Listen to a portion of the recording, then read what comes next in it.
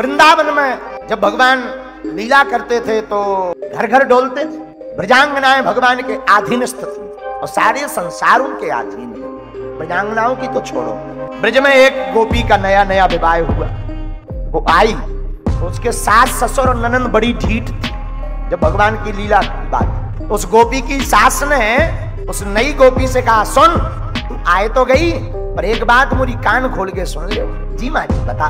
तू सबको अपनो मुंह दिखाइयो पर ना तू अपनो मुंह दिखाइयो, एक को ना देखियो। वो बड़ो खतरनाक जादूगर है। कौन सो माँ?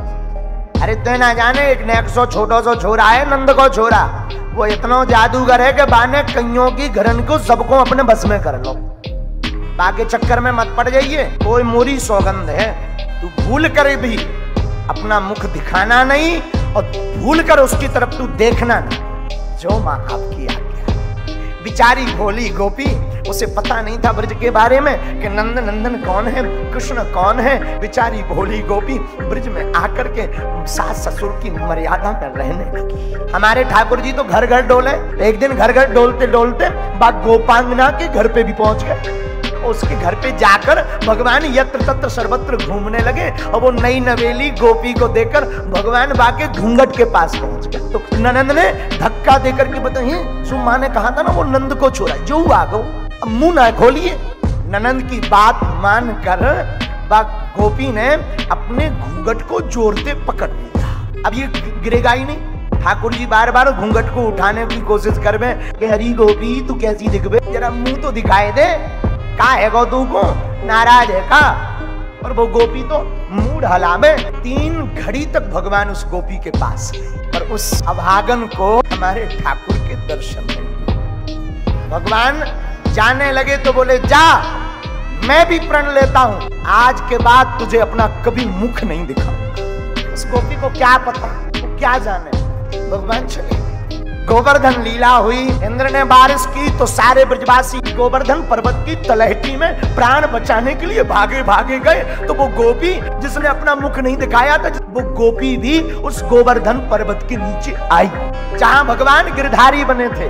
बीच में अंगुली लगाए हुए भगवान गिरवरधारी बने, हाथ में पर्वत को उठाए हुए। सारे ब्रजवासी ब्रजांगनाएं कोई हाथ लगाए, कोई लकड़ी लगाए, कोई भगवान के रूप रस सुधा का आनंद ले रहा, कोई भगवान का खड़े होने का आनंद ले रहा। क्या अद्भुत लीला है भगवान का, ऐसा दिव्य मनोहर रूप। वो गोपी भी आई।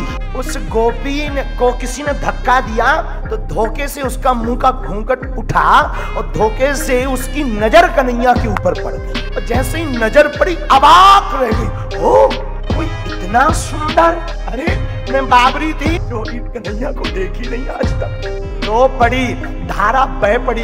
भगवान ने देखा कि हमको देख रही तो भगवान ने मुंह टेढ़ा कर, मैं ना चेहरा दिखाऊंगा।